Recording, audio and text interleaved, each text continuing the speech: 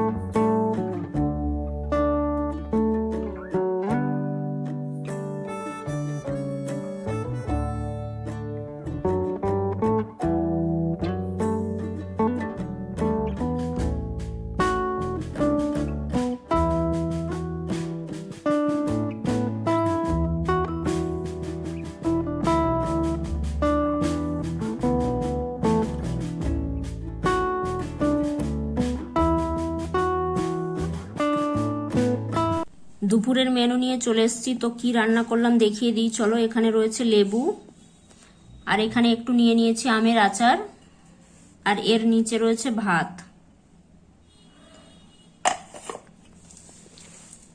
আর এখানে রয়েছে ডিম ভাজা করে নিয়েছি একটা, আর এখানে রয়েছে সবজি।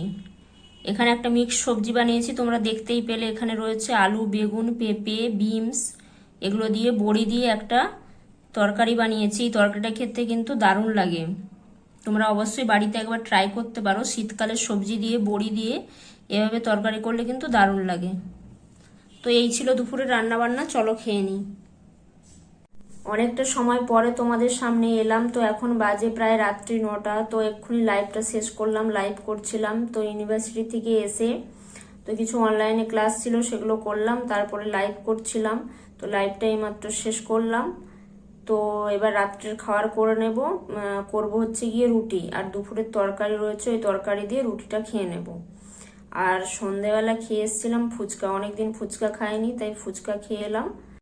আর তোমরা দুপুরে দেখেইছিলে যে দুপুরে একটা সবজি করছিলাম, সবকিছু সবজি দিয়ে একটা সবজি তরকারি করেছিলাম।